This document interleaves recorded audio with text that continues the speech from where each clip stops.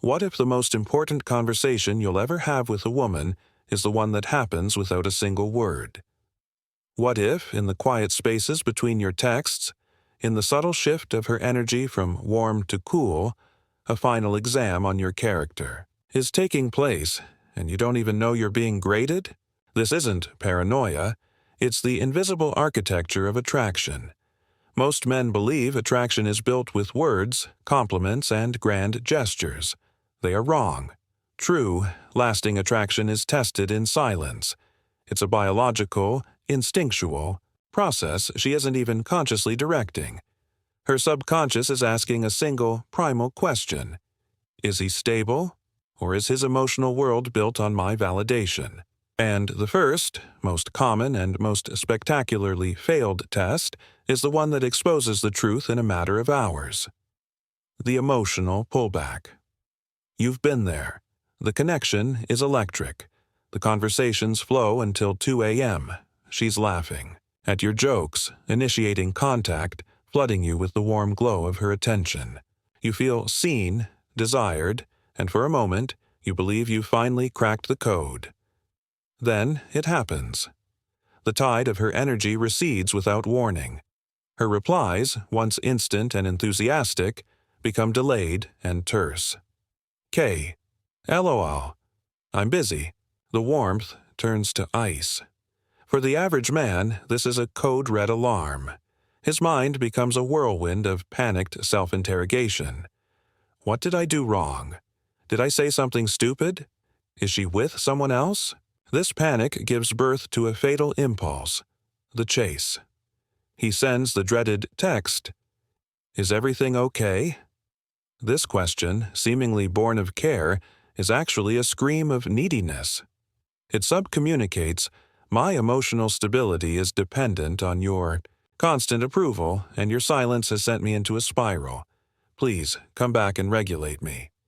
He double texts. He posts a story on social media, hoping she'll see it.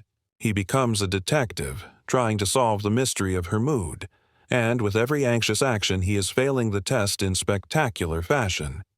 He is revealing that his inner peace is a fragile thing, held together only by her attention. She wasn't, consciously setting a trap, but her instincts just received a crystal-clear answer. This man crumbles the second he feels a chill. He is not an anchor, he is a sailboat, and her emotional weather is his master. Now, imagine a different man, the grounded man. He experiences the same shift. He feels the warmth recede. He notices the change in her response time. But his reaction is profoundly different. He does not panic. His internal monologue is not one of anxiety but of observation. Ah, she's pulled back. She's in her own world right now, dealing with her own energy. He does not internalize her distance as a reflection of his worth. He understands that her emotional state, like the tide, has its own rhythm of ebb and flow. Chasing the tide is a fool's errand. Instead, he stays on the shore. He keeps living his life. He goes to the gym, focuses on his work, meets up with his friends. He does not flood her inbox. He gives her the gift of his absence. This non-reactivity is not a game. It is a declaration of emotional sovereignty. It tells her, without a single word, my world does not stop spinning if you get off. My mood is not your responsibility. I am whole with or without your immediate validation. This is the rarest and most potent form of confidence. While the needy man tries to force the tide back in, the grounded man simply waits, knowing it will return. And when she does come back, and she almost always does, drawn by the gravity of his stability, she finds him exactly where she left him, centered, calm, and complete. He hasn't crumbled. He hasn't changed. He has passed the silent exam, and her attraction doesn't just return, it deepens. She has just felt the foundation of his character, and for the female nervous system, there's nothing safer or more seductive than a man who cannot be shaken. Every man builds a house around himself called his reality. This house is constructed from his values, his boundaries, his passions, and his non-negotiable truths. Most men, however, build this house from flimsy cardboard and hope no one pushes. Too hard. They don't realize that the woman they desire will inevitably knock on every wall and push on every window. She is not trying to tear it down. She is testing its structural integrity, checking to see if it's a safe place to take shelter. If your frame is weak, if it bends to her will or dissolves in her presence, she will never feel safe enough to respect you, let alone desire you. This is the art of the unshakable frame, and it is tested not with silence, but with direct pressure. The first pressure test is the boundary breaker. It's often subtle, disguised as a joke or a casual comment. She'll say something disrespectful. She'll cross a line, not aggressively, but just enough to see what you will allow. Maybe she makes a condescending joke about your job, your friends, or your car. The nice guy gets destroyed here. His fear of conflict, of rocking the boat, is overwhelming. He laughs it off. He says, "It's fine," when it's not.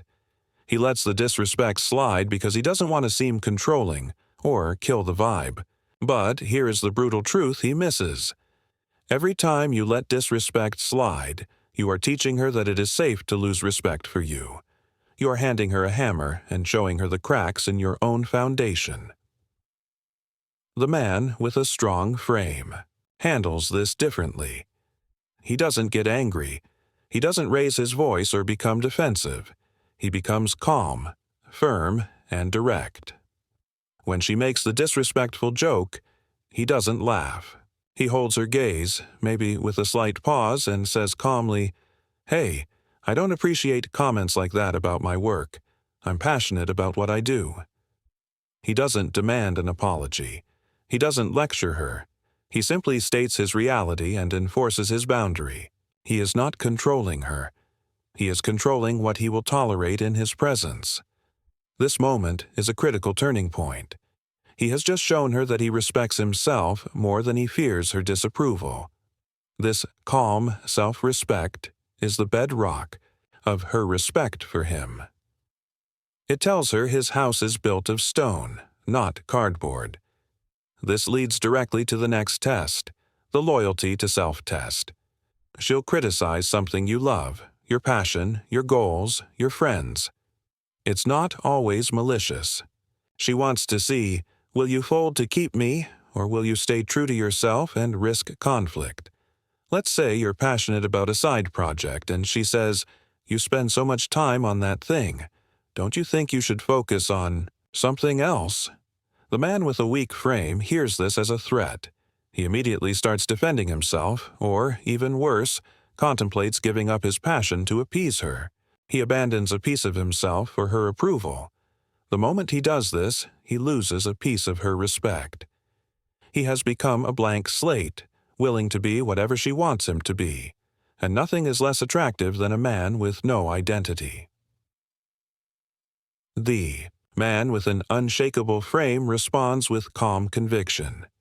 He might smile and say, "This matters to me. It's a huge part of who I am, and I'm not giving it up." He's not being defiant. He's being authentic. He is demonstrating that his identity is not negotiable. This is leadership. He is showing her the edges of his reality, the lines she cannot cross, and paradoxically this makes her feel safer. She now knows who she is with, not a chameleon, but a man of substance. Finally, she'll bait you with oversharing. Early on, she'll reveal her trauma, her ex-boyfriend drama, her deepest insecurities. Most guys see this as a sign of intimacy and dive in head first. They become therapists, listening for hours, giving advice, validating every emotion. They believe they are building a connection, but they are failing a crucial test. What she's really testing is, can you hold space for my storm without falling into it? Can you maintain your frame while I reveal mine? The man who becomes her savior, her therapist, her emotional dumpster, loses all sexual polarity. He has entered her frame, becoming a character in her drama. The man who passes listens, shows empathy, but doesn't try to fix her. He might say, "That sounds incredibly tough. I'm sorry you went through that," but he doesn't get swept away. He remains the stable observer, separate from the chaos. He respects himself enough not to take on her emotional baggage, and because of that, she begins to respect him on a whole new level. She will bring you chaos. It is not a question of if, but when. She will conjure a storm of emotion and hurl it directly at you, a tempest of tears, anger, and accusations that defy logic. And in that moment, she is not looking for a man who can fight the storm alongside her. She is desperately searching for the man who is the lighthouse. She needs to know if your inner light remains steady when the waves of her emotions crash against you. Most men are thermometers. They simply reflect the emotional temperature of the room.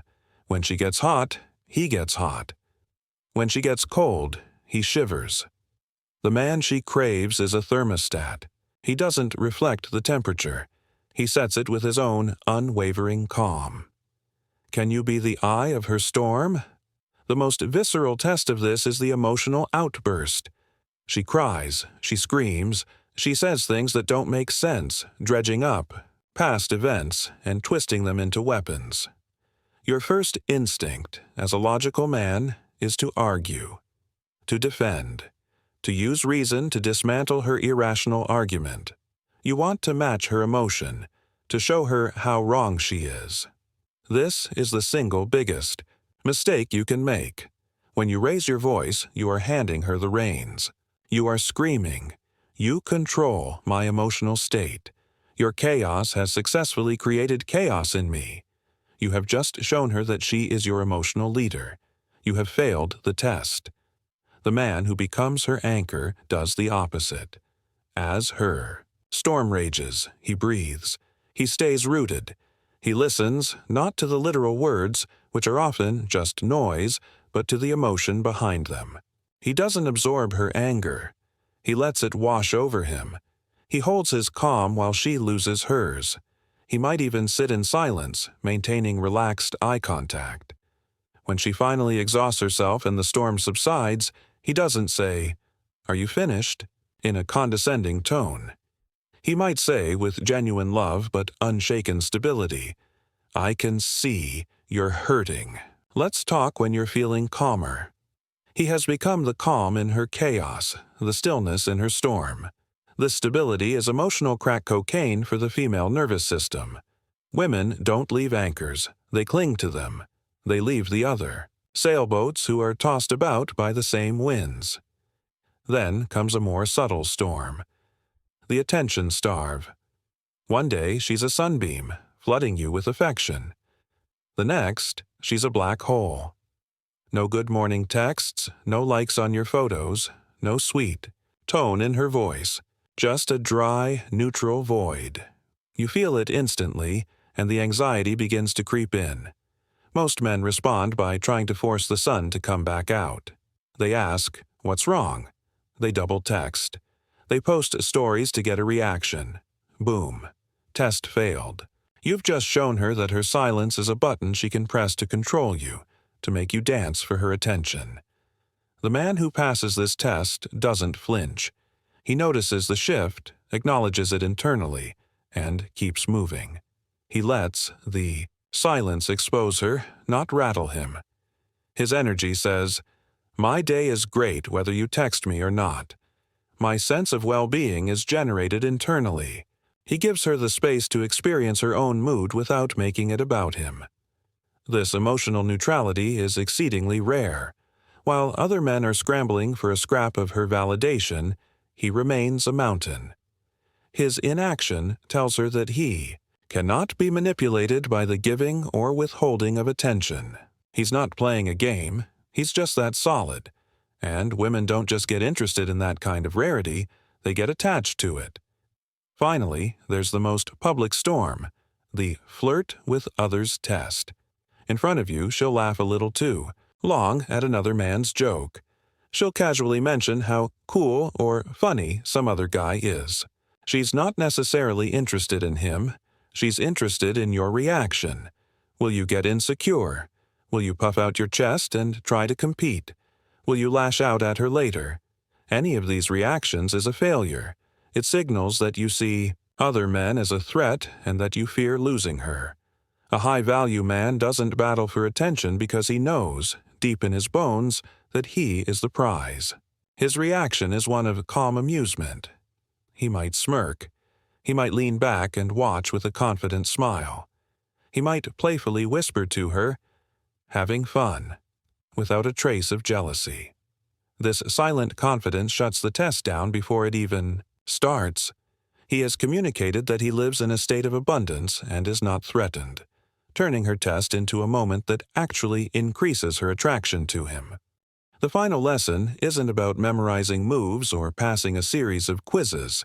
It's about embodying a state of being so solid that the tests themselves become irrelevant. It's about reaching a level of inner security where her instinct to question your strength is replaced by an instinct to trust it implicitly. This is the end game. It's where you stop being the performer trying to win her approval and become the man who is, himself, the prize. The man who reaches this stage understands that his value is inherent, not granted by her. He is a king who needs no crown, and his kingdom is his own peace. This is where you face the most subtle but deadly tests, like the too easy test. She gives you every signal. She's flirty, she's touchy, she practically throws herself at you on day one. Most men, starved for affection, fold instantly. They see this as hitting the jackpot. They give her everything: compliments, constant attention, premature commitment. They hand themselves over on a silver platter because they're terrified of losing the chance. But what she's subconsciously testing is, will you make me earn your investment, or are you so desperate that you'll give yourself away for free? Women forget what is free. They bond with what they have to work for. The man who understands this stays composed. He accepts her advances with warmth but doesn't rush to the finish line. He still qualifies her. He still lets the dynamic build. He lets her prove she is worthy of his deepest investment, not just his initial interest. His pace is dictated by his standards, not by her eagerness. He is not being manipulative. He is being a man of high standards. He is showing her that his commitment is a valuable prize, not a cheap giveaway. She won't resent this. She will bond harder, because she is now actively investing in winning him over. She is earning her place in his kingdom. This leads to the final trap, the neediness trap. This happens when she implies you're not doing enough, or when she pulls back affection to see if you'll work harder for it. Suddenly, you find yourself over-explaining your actions, buying more gifts, and tap-dancing for her approval.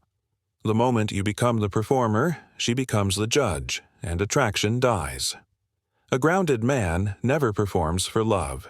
He lets his consistent actions speak for themselves. His energy says, "I am who I am, and I do what I do. You are free to accept it or leave it." If she doesn't see his value, he doesn't try to convince her. He has the strength to walk away, knowing that his worth isn't up for debate. This willingness to lose her is precisely what makes her terrified to leave. So why do women test the man they love the most? Not because she wants to lose him, but because she desperately wants to believe in him. She wants to feel his edges, to know his weight, to be sure that if she falls, he will not drop her. Her test is a plea for structure, for a backbone, for a grounded masculine presence. Once you pass enough of these tests with grace, not with anger or arrogance, but with calm, detached strength, something magical happens. The tests stop. She stops testing with fire and starts trusting with warmth.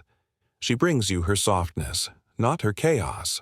Not because you changed her, but because you proved you cannot be shaken. This is the ultimate level of masculine game. It is seduction through presence. She can sense when a man is so rooted in his own being that his energy says, "You can stay, or you can go. I am good either way." That calm indifference is the foundation of unwavering loyalty. Look back at your last failed relationship. Pinpoint the moment it started to slip. Did she pull away and you chased? Did she disrespect you and you let it slide? Did she create chaos and you joined her in the storm? These weren't just moments. They were turning points where your reaction either solidified her attraction or began its slow, silent decay. But now you see the game. From now on, when she pulls back, you breathe. When she brings chaos, you smile. When she questions your worth, you stand taller. Not to dominate her, but because you know who you are and nothing she does can make you doubt it. And if she still walks away, good. Let her. Your job is not to pass every woman's test. Your job is to stand so firmly in your own energy that only the right woman, the one who values strength and stability, gets close enough to try. Either way, brother, you win.